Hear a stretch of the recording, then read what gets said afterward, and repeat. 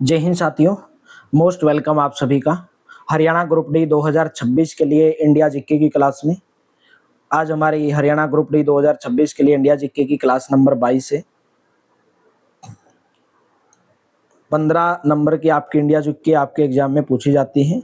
अगर आप ये क्लासेस डेली ज्वाइन करते हैं सभी सीरीज को, ये सीरीज का टाइम है डेली सुबह 7 बजे Haryana GK, Haryana current affair, GK GS सुबह 11 बजे, साइंस डेली दोपहर को 2 बजे। और मैथ की जगह पर अभी आपके मॉक टेस्ट की शुरुआत की गई है। डेली 100 नंबर का मॉक टेस्ट लाइव मिलता है आपको डेली रात को 9 बजे। इस नंबर के ऊपर व्हाट्सअप करके 230 रुपीज में आप हरियाणा के लिए कंप्लीट पीडीएफ प्राप्त कर सकते हैं हरियाणा ग्रुप डी के लिए। तो चलिए सेशन की शुरुआत करेंगे। कल मैंने आपको क्वेश्चन होमवर्क के रूप में दिया था, पूछा था कि वित्त विधेयक केवल कहां पर प्रस्तुत किया जाता है, यानी कि वित्त विधेयक प्रस्तुत किया जाता है केवल और केवल लोकसभा के अंदर। ऑप्शन नंबर डी करेक्ट रहेगा, ठीक है। और विधेयक को पारित करने की जो प्रक्रिया है वो संविधान के आर्टिकल नंबर 117 के अंदर दी गई है। विधेयक को पारित करने की प्रक्रिया आर्टिकल नंबर 117 के अंदर दी गई है। जैसे अभी मेरे दोस्तों एक बिल पेश किया गया 2026 के अंदर, ठीक है, रखा गया मतलब लोकसभा के अंदर एक बिल को रखा गया है 2026 के अंदर। अभी संसद का सत्र शुरू हुआ तो अभी जजों की जो संख्या है सुप्रीम कोर्ट के अंदर कितने बढ़ाने की गई है बात, 38। स्वीकृत जजों की संख्या कितनी बढ़ाने की बात की गई है, 38। ये क्वेश्चन आपके करंट अफेयर्स में अभी लेटेस्ट में पूछा जा सकता है, ठीक है। और वित्त विधेयक को किसकी पूर्व अनुशंसा पर लोकसभा के अंदर, केवल और केवल लोकसभा के अंदर पेश किया जा सकता है, और राष्ट्रपति की अनुशंसा पर। किसकी अनुशंसा पर, राष्ट्रपति की अनुशंसा पर, ठीक है। तो स्वीकृति जजों की संख्या सुप्रीम कोर्ट के अंदर अभी 38 की जाएगी। नेक्स्ट है, भारत में निम्नलिखित में से कौन सा विधेयक राज्यसभा में पुनः स्थापित नहीं किया जा सकता है। कौन सा विधेयक नहीं पुनः स्थापित किया जा सकता है भाई, धन विधेयक, ठीक है। धन विधेयक क्या होता है भाई, एक ऐसा विधेयक होता है जिसमें सरकार के खर्चों से संबंधित प्रावधान दिए रहते हैं। भाई क्या क्या प्रावधान है सरकार के खर्चों से संबंधित, उन्हीं को क्या कहा जाता है, धन विधेयक कहा जाता है। और धन विधेयक को संविधान के कौन से अनुच्छेद के अंतर्गत परिभाषित किया गया है, आर्टिकल नंबर 110। धन विधेयक को पारित करने के लिए अनुच्छेद नंबर 109, आर्टिकल नंबर 109 पारित करने के लिए आर्टिकल नंबर 109 के तहत विशेष प्रक्रिया का प्रावधान किया गया पारित करने के लिए। लेकिन धन विधेयक का परिभाषित किसके अंदर किया गया, 110 के अंदर, और पारित करने के लिए अनुच्छेद नंबर 109, ठीक है। धन विधेयक कहां पर प्रस्तुत नहीं किया जा सकता है, केवल और केवल ये लोकसभा के अंदर प्रस्तुत किया जा सकता है, लोकसभा के अंदर। ये राज्यसभा के अंदर प्रस्तुत नहीं किया जा सकता, केवल और केवल लोकसभा के अंदर। और धन विधेयक को लोकसभा में पेश किए जाने से पहले किसकी सहमति आवश्यक होती है, राष्ट्रपति की सहमति आवश्यक होती है, ठीक है। राष्ट्रपति की सहमति आवश्यक होती है, ठीक है भाई। तो राइट ऑप्शन कौन सा रहेगा, ऑप्शन नंबर आपका सी करेक्ट रहेगा। नेक्स्ट, और एक आपका बहुत बार पूछ लिया जाता है, संविधान संशोधन और साधारण विधेयक। संविधान संशोधन विधेयक की जो प्रक्रिया का प्रावधान है वो संविधान के भाग नंबर 20 के आर्टिकल नंबर 368 के तहत किया गया है, ठीक है। संविधान संशोधन विधेयक को संसद के किसी भी सदन के अंदर पेश किया जा सकता है। संसद के किसी भी सदन के अंदर संविधान संशोधन विधेयक को पेश किया जा सकता है। नेक्स्ट बताइए, भारतीय संविधान का कौन सा अनुच्छेद धन विधेयक की परिभाषा, भाई मैंने आपको बताया धन विधेयक की परिभाषा अनुच्छेद नंबर 110, अनुच्छेद नंबर 110। और पारित करने की प्रक्रिया भाई धन विधेयक को आर्टिकल नंबर 109, आर्टिकल नंबर 109 मेरे दोस्तों, ठीक है। तो अनुच्छेद धन विधेयक की परिभाषा आर्टिकल नंबर 110। आर्टिकल नंबर 100 क्या कहता है, सदनों के अंदर मतदान, सदन में जो मतदान होता है, जो खाली पद होते हैं, उसके बावजूद भी सदन की कार्य करने की शक्ति, ठीक है। और अनुच्छेद नंबर 120 भाई संसद में प्रयोग की जाने वाली भाषा, ठीक है, जिसके अनुसार संसद में जो कार्य है हिंदी या अंग्रेजी के अंदर किया जाएगा, यानी कि संसद की भाषा का उल्लेख किया गया है। यदि कोई भी राज्यसभा या लोकसभा का सदस्य हिंदी या अंग्रेजी में अपनी पर्याप्त तरीके से अभिव्यक्ति नहीं कर सकता तो वह अपनी मातृभाषा में सदन को संबोधित कर सकता है, जो उसकी मातृभाषा है। अगर उसको हिंदी और इंग्लिश नहीं बोलनी आती है अच्छे तरीके से, ठीक है। ये कौन सा अनुच्छेद भाई? अनुच्छेद नंबर 120। नेक्स्ट बताइए, संसद में धन विधेयकों के संदर्भ में निम्नलिखित में से कौन सा कथन गलत है? धन विधेयक यह केवल मंत्री द्वारा पेश किया जा सकता है, न कि एक निजी सदस्य के द्वारा। इसे राज्यसभा द्वारा अस्वीकार या संशोधित किया जा सकता है। भाई पहली बात तो धन विधेयक को संविधान के अनुच्छेद नंबर 110 के तहत परिभाषित किया गया है और अनुच्छेद नंबर 109 के तहत धन विधेयक को राज्यसभा में पेश नहीं किया जा सकता। ये केवल और केवल मेरे दोस्तों लोकसभा के अंदर पेश किया जाता है। धन विधेयक को राज्यसभा अधिकतम 14 दिनों के लिए रोक सकती है। धन विधेयक को राज्यसभा अधिकतम कितने दिनों के लिए रोक सकती है? 14 दिनों के लिए रोक सकती है, ठीक है। तो इसे केवल लोकसभा में पेश किया जा सकता है, ये केवल मंत्री द्वारा पेश किया जा सकता है, न कि एक निजी सदस्य के द्वारा। लोकसभा राज्यसभा की सभी या किसी भी सिफारिश को स्वीकार या अस्वीकार कर सकती है। तो राइट ऑप्शन भाई बी इसके अंदर क्या हो जाएगा? गलत है। राज्यसभा के द्वारा एक धन विधेयक को कितने दिनों के भीतर या तो सिफारिशों के साथ या सिफारिशों के बिना लोकसभा में वापस भेजना अनिवार्य होता है? राइट ऑप्शन रहेगा 14 दिनों के भीतर।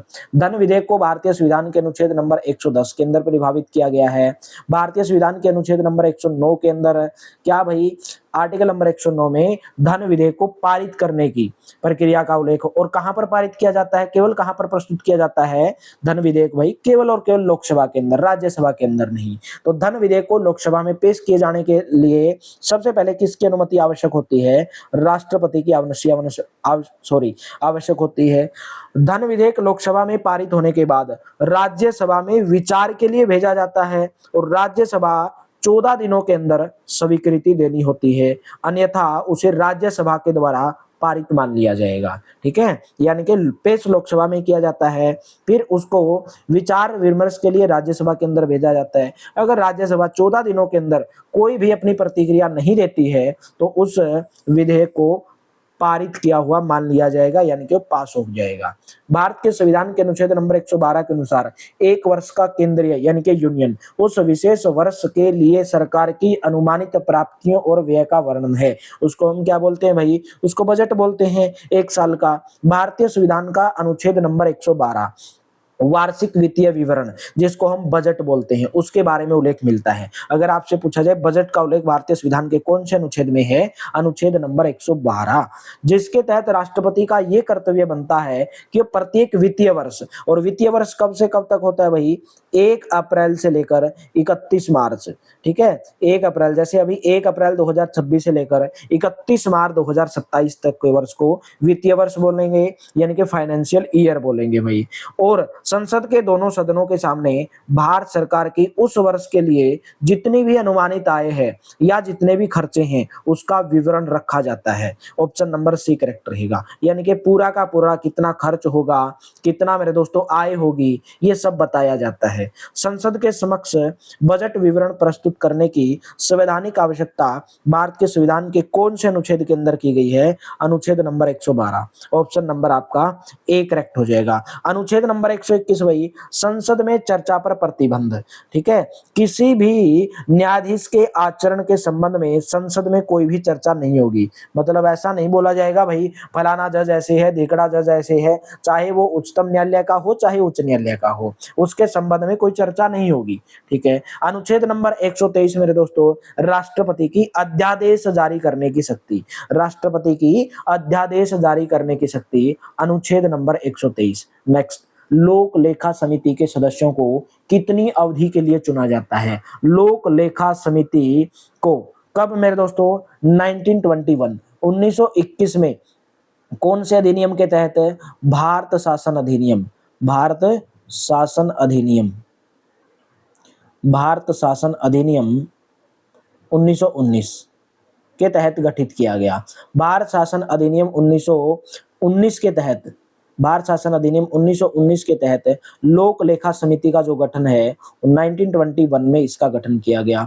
कुल सदस्यों की संख्या लोक लेखा समिति में 22 होती है और 22 सदस्यों में से 15 तो लोकसभा से होते हैं। 15 कहां से होते हैं? लोकसभा से, बाकी जो 7 सदस्य हैं वो राज्यसभा से होते हैं, राज्यसभा से। लोक लेखा समिति के सदस्यों को 1 वर्ष की अवधि के लिए चुना जाता है। ऑप्शन नंबर आपका सी करेक्ट रहेगा। नेक्स्ट बताइए, संसदीय समितियों के संबंध में निम्नलिखित में से कौन सा कथन सत्य है? संसदीय समिति, एक मंत्री लोक लेखा समिति का सदस्य नहीं हो सकता भाई, ये गलत है। क्यों नहीं हो सकता? मैंने अभी आपको हो सकता, एक मंत्री लोक लेखा समिति का सदस्य नहीं हो सकता, बिल्कुल ये सही है बात। क्यों?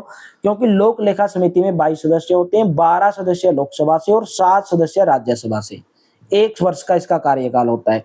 जो भी मंत्री परिषद है, यानी कि जो मंत्री बने हुए हैं, जिसके पास मंत्री पद है, वो कोई भी सदस्य लोक लेखा समिति के अंदर शामिल नहीं हो सकता। इस समिति का अध्यक्ष कोई भी विपक्षी दल का जो सदस्य है वो होता है। लोक लेखा समिति का अध्यक्ष कौन होता है? विपक्षी दल का सदस्य होता है। तो पहला कथन सही है। नेक्स्ट क्या बोला है? प्राक्कलन समिति के सदस्यों को लोकसभा के अध्यक्ष के द्वारा नामित किया जाता है। गलत है भाई। प्राक्कलन समिति में कुल कितने सदस्य होते हैं? 30 सदस्य होते हैं और सभी के सभी सदस्य लोकसभा से प्रतिनिधित्व यानी कि एकल संक्रमणीय मत के द्वारा निर्वाचित होते हैं। केवल और केवल मेरे दोस्तों लोकसभा, और इस समिति के अध्यक्ष की नियुक्ति लोकसभा अध्यक्ष के द्वारा की जाती है। प्राक्कलन समिति के सदस्यों को लोकसभा के अध्यक्ष द्वारा नामित नहीं किया जाता, नियुक्ति की जाती है उनकी। भाई नामित तो उनको भाई एकल संक्रमणीय मत यानी कि पद्धति के द्वारा उनको चुना जाता है। एक मंत्री प्राक्कलन समिति का सदस्य हो सकता है यदि उसे अध्यक्ष यानी कि स्पीकर द्वारा मनोनीत किया जाता है। ये गलत है भाई, ठीक है। वो कब होगा? जब वो चुना जाएगा, जब वो चुना जाएगा मेरे दोस्तों। सार्वजनिक उपक्रमों की समिति के सदस्य कार्यकाल 2 वर्ष का होगा। देखिए जो सार्वजनिक उपक्रम की समिति होती है इसमें भी 22 सदस्य होते हैं, 15 लोकसभा से होते हैं और 7 राज्यसभा से होते हैं, ठीक है। कार्यकाल इनका 1 साल का नहीं होता है, इनका कार्यकाल भी कितने साल का होता है? 1 साल का होता है। तो कौन सा सही हुआ? केवल और केवल पहला सही हुआ। ये भी गलत, ये भी गलत, ये भी गलत। Option number D. नेक्स्ट बताइए, संसदीय प्रक्रिया में कोरम को किस रूप में समझा जा सकता है? भाई कोरम क्या होता है? आप लोग जानते हो लोकसभा और राज्यसभा की बैठक शुरू करने के लिए, अगर लोकसभा राज्यसभा की बैठक शुरू करनी है तो कम से कम 10% सांसदों की मौजूदगी होनी जरूरी है और इसे ही क्या कहा जाता है? इसे ही कोरम कहा जाता है, इसे ही कोरम कहा जाता है। सदन की कार्यप्रणाली को सुचारू रूप से चलाने के लिए सदस्यों की न्यूनतम संख्या, लोकसभा और राज्यसभा से मिलकर क्या बनता है? संसद यानी कि सदन। और उसकी बैठक शुरू करने के लिए कम से कम 10% सांसदों की मौजूदगी होनी जरूरी है और इसी को क्या बोला जाता है? कोरम बोला जाता है। भारत के संविधान के अनुच्छेद, कौन से अनुच्छेद के द्वारा भारतीय संसद के दोनों सदनों और उनके सदस्यों और समितियों की शक्तियां, विशेष अधिकार और प्रतिरक्षाओं को स्पष्ट दिया गया है? वो दिया गया है आर्टिकल नंबर 105, अनुच्छेद नंबर 105। अनुच्छेद नंबर 105 में संसद के दोनों सदन, उसके सदस्य और समितियां की शक्तियां, विशेष अधिकार और प्रतिरक्षा को स्पष्ट किया गया है। अनुच्छेद नंबर 194 क्या बोलता है? राज्य विधानमंडल के सदस्यों की शक्तियां, ठीक है, राज्य विधानमंडल के सदस्यों की शक्तियां और जो उनके विशेष अधिकार हैं उनका उल्लेख किया गया है, ठीक है। अनुच्छेद नंबर 124 भाई हाई कोर्ट की स्थापना और गठन, भाई हाई कोर्ट की स्थापना और गठन का जो उल्लेख है वो कौन से अनुच्छेद में किया गया? अनुच्छेद नंबर 124। और अनुच्छेद नंबर 302 व्यापार करना, वाणिज्य करना, ठीक है, उसके ऊपर संसद की शक्ति। नेक्स्ट बताइए, भारत के किसी भी राज्य का प्रमुख एक कौन होता है? भारत के किसी भी राज्य का प्रमुख एक राज्यपाल होता है भाई, मुख्यमंत्री नहीं, राज्यपाल होता है। भारतीय संविधान का आर्टिकल नंबर 154 जिसके अनुसार राज्य की जो कार्यपालिका शक्ति, अगर आपसे पूछा जाए राज्य की कार्यपालिका शक्ति किसके अंदर निहित होती है? राज्यपाल की, राज्य के राज्यपाल, ठीक है। भारत के किसी भी राज्य का प्रमुख है कौन होता है? एक राज्यपाल होता है। लेकिन जो वास्तविक शक्ति है वो किसके पास होती है? मुख्यमंत्री के पास होती है। और राज्यपाल की जो नियुक्ति है वो किसके द्वारा की जाती है? राष्ट्रपति के द्वारा की जाती है, ठीक है। कौन से अनुच्छेद के तहत, कौन से आर्टिकल के तहत की जाती है? आर्टिकल नंबर 155 के तहत की जाती है। नेक्स्ट बताइए भाई, भारत के राज्यपाल की नियुक्ति किसके द्वारा की जाती है? अभी मैंने आपको बताया आर्टिकल नंबर 155 के तहत की जाती है, राष्ट्रपति के द्वारा की जाती है। राष्ट्रपति द्वारा उस व्यक्ति को राज्यपाल नियुक्त किया जाता है जिसे केंद्र सरकार के द्वारा नामांकित किया जाता है। किसी राज्य का राज्यपाल जिसके प्रसाद पर्यंत अपना पद धारण करता है, भारत के राष्ट्रपति, भारत के राष्ट्रपति। आर्टिकल नंबर 156 जिसके तहत राज्यपाल राष्ट्रपति के प्रसाद पर्यंत अपना पद ग्रहण करता है। राज्यपाल का कार्यकाल कितने साल का होता है? अधिकतम 5 वर्ष का होता है, लेकिन 5 वर्ष से पहले राज्यपाल को राष्ट्रपति को त्याग पत्र देकर अपने पद से मुक्त हो सकता है। अगर वो त्याग पत्र देना चाहे तो राज्यपाल किसको अपना त्याग पत्र देगा? राष्ट्रपति को देगा। भारतीय संविधान के निम्नलिखित में से किस अनुच्छेद में यह प्रावधान है कि राज्यपाल मुख्यमंत्री की नियुक्ति करता है और बाद में मुख्यमंत्री राज्यपाल से मंत्रियों की नियुक्ति की अनुशंसा करता है? यह है मेरे दोस्तों अनुच्छेद number 164। Option number C correct रहेगा भाई। और अनुच्छेद नंबर 167 क्या बोलता है? राज्यपाल को सूचना प्रस्तुत करने के संबंध में मुख्यमंत्री के कर्तव्यों को परिभाषित करता है। राज्यपाल को सूचना, यानी कि मुख्यमंत्री का यह कर्तव्य बनता है कि वो राज्यपाल को सूचना दे, ठीक है, किसी भी चीज के संबंध में। अनुच्छेद नंबर 165 भाई, राज्य के राज्यपाल के द्वारा, राज्य के राज्यपाल के द्वारा किसकी नियुक्ति की जाती है? राज्य के महाअधिवक्ता की नियुक्ति की जाती है। महाअधिवक्ता, राज्य के महाअधिवक्ता की नियुक्ति राज्य के राज्यपाल। अनुच्छेद नंबर 163 भाई, राज्यपाल द्वारा सभी विषयों पर मंत्री परिषद की सलाह और परामर्श, ठीक है। नेक्स्ट बताइए, भारतीय संविधान का कौन सा अनुच्छेद राज्यपाल की सभी कार्यपालिकी शक्तियों से संबंधित है? कौन सा अनुच्छेद है? अनुच्छेद नंबर 154। देखिए इतने याद हो जाएंगे ना आपको मेरे दोस्तों, एक एक क्वेश्चन एग्जाम के अंदर फंसेगा आपका। भारतीय संविधान का अनुच्छेद नंबर 154 जिसके तहत राज्य की कार्यपालिका जो शक्ति है वो राज्यपाल के अंदर निहित होगी, ठीक है, कार्यपालिका शक्ति। और राज्यपाल इस शक्ति का प्रयोग खुद या अपने अधीन जो अधिकारी आते हैं उनके लिए कर सकता है। अनुच्छेद नंबर 156 क्या बोलता है भाई? राज्यपाल राष्ट्रपति के प्रसाद पर्यंत पद धारण करेगा। अनुच्छेद नंबर 157, राज्यपाल नियुक्त होने के लिए क्या क्या अर्हताएं यानी कि क्या क्या योग्यताएं हैं? राज्यपाल बनने के लिए 35 वर्ष की आयु होनी चाहिए, भारत का नागरिक होना चाहिए, किसी के लाभ पद पर नहीं होना चाहिए। नेक्स्ट बताइए, किसी राज्य के सभी कार्यकारी कार्यों को किस नाम से किया जाना अभिव्यक्त किया जाएगा? तो राइट ऑप्शन रहेगा राज्यपाल। किसी राज्य के, भाई राज्यपाल जो है किसी भी राज्य का क्या होता है? कार्यपालिका अध्यक्ष होता है, कार्यपालिका प्रमुख होता है। भारतीय संविधान का भाग नंबर 6, भारतीय संविधान का भाग नंबर 6 आर्टिकल नंबर 153 से 62 पूरा का पूरा 153 से लेकर 162 पूरा का पूरा राज्यपाल का जो भी चीजें हैं सब भाई राज्यपाल की नियुक्ति, प्रावधान, योग्यताएं, क्या क्या उसके कार्य, सब 153 से 162 अनुच्छेद नंबर 106, ठीक है। और अनुच्छेद नंबर 153 तो यही बोलता है कि प्रत्येक राज्य का एक राज्यपाल होगा। किसी भी राज्य के राज्यपाल के सभी कार्यकारी कार्यों का राज्यपाल के नाम से किया जाना अभिव्यक्त किया गया है। नेक्स्ट, भारत के किसी राज्य के राज्यपाल के रूप में नियुक्त होने के इच्छुक व्यक्ति की न्यूनतम आयु, भाई राज्य का राज्यपाल बनने के लिए भाई कितनी आयु होनी चाहिए? 35 साल। मैंने आपको बताया भाग नंबर 6 153 से लेकर 162 और अनुच्छेद नंबर यानी कि आर्टिकल नंबर 157 राज्यपाल के पद पर नियुक्ति की क्या क्या योग्यताएं राज्यपाल के पास में होनी चाहिए? भारत का नागरिक होनी चाहिए, 35 वर्ष से अधिक आयु की आयु होनी चाहिए, किसी भी राज्य या संघ सरकार में लाभ के पद पर नहीं होना चाहिए। नेक्स्ट बताइए भाई, भारतीय संविधान के अनुच्छेद नंबर 167 के तहत वर्णित मुख्यमंत्री का कर्तव्य क्या होगा? मुख्यमंत्री का कर्तव्य क्या होगा? मंत्रिपरिषद के सभी निर्णयों की सूचना राज्यपाल को देगा, मंत्रिपरिषद की नियुक्ति और निष्कासन करना, महान्यायवादी के परामर्श से राज्य के महाअधिवक्ता की नियुक्ति करना, विधानसभा के अध्यक्ष की नियुक्ति करना। ये गलत है भाई, केवल और केवल पहला सही है। अनुच्छेद नंबर 167 के तहत मुख्यमंत्री का कर्तव्य होगा कि मंत्रिपरिषद के जितने भी सभी निर्णय हैं उनकी सूचना किसको देगा? राज्यपाल को देगा भाई। प्रत्येक राज्य का राज्यपाल उच्च न्यायालय का यानी कि हाई कोर्ट का न्यायाधीश नियुक्त होने के लिए जो योग्यताएं होती हैं वो एक राज्य का महाअधिवक्ता नियुक्त करेगा। तो विधानसभा यहाँ पे बोला महान्यायवादी, ठीक है, के परामर्श से राज्य महाधिवक्ता की नियुक्ति करना भाई। राज्य महाधिवक्ता की नियुक्ति को कौन करता है भाई? राज्यपाल करता है। कौन से आर्टिकल में मेरे दोस्तों? Article number 165। और राज्य के महाधिवक्ता की क्या योग्यताएं होनी चाहिए? जो एक हाई कोर्ट के न्यायाधीश नियुक्त होने के लिए जो योग्यताएं होती हैं वही उसके पास होना चाहिए। अनुच्छेद नंबर 164, मंत्री परिषद राज्य विधानसभा के प्रति सामूहिक रूप से उत्तरदायी होगी।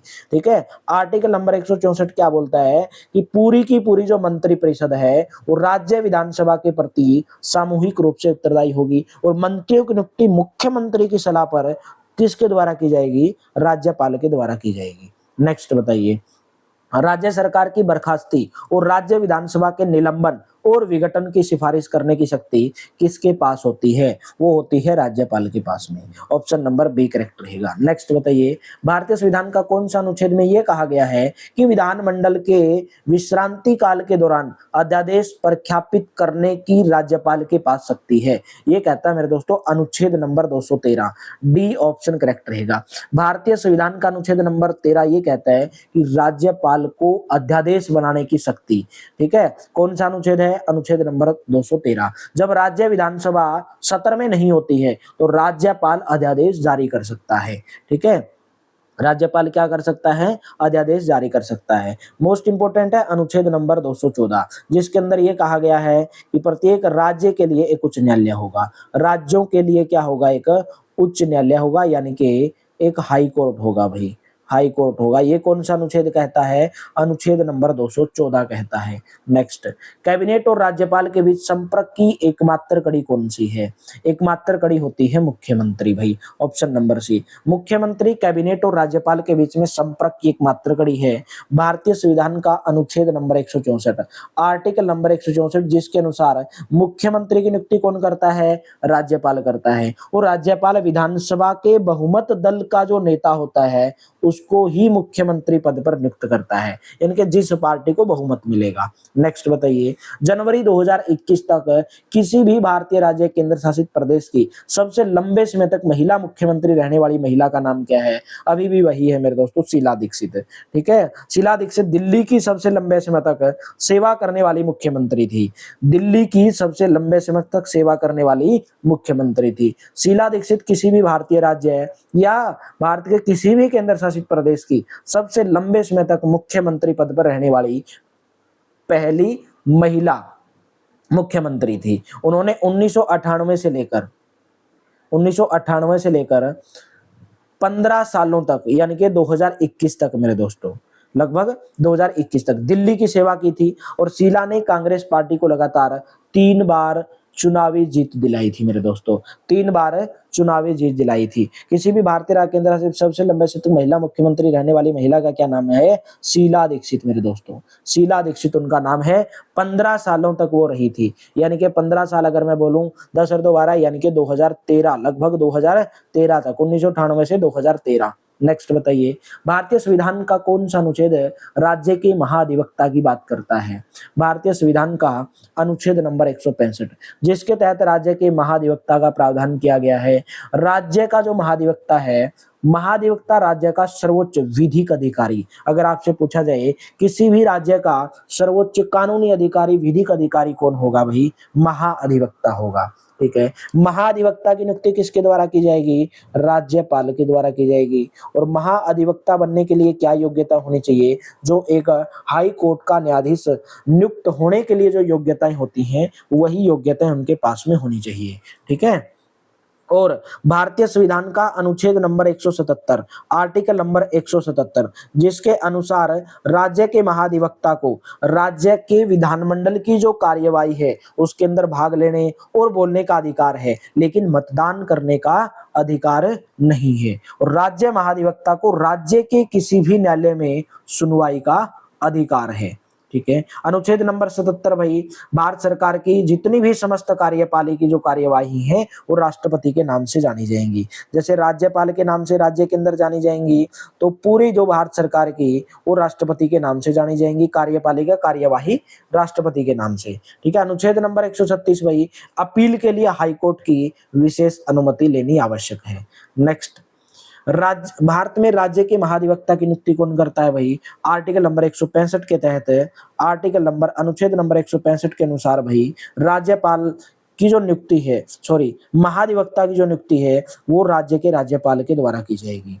और राज्य का सर्वोच्च विधि अधिकारी, कानून अधिकारी कौन होगा? महाअधिवक्ता होगा। ठीक है। और राज्यपाल कभी भी उसके पद से हटा सकता है, किसको? महाधिवक्ता को। इसलिए ही बोला जाता है, उसको ही बोला जाता है प्रसाद पर्यंत। क्या बोला जाता है? प्रसाद पर्यंत। ठीक है, जो वर्ड आया था ना प्रसाद पर्यंत भाई, यानी कि राज्य का सर्वोच्च विधि अधिकारी होता है और राज्यपाल के प्रसाद पर्यंत कार्य करता है। प्रसाद पर्यंत का मतलब है कि राज्यपाल अगर चाहे तो उसको हटा सकता है। नेक्स्ट बताइए, भारतीय संविधान की द्विसदनात्मक विधायिका क्या है? द्विसदनात्मक, भारत में द्विसदनीय विधायिका वाले कितने राज्य हैं भाई? 6 राज्य हैं मेरे दोस्तों।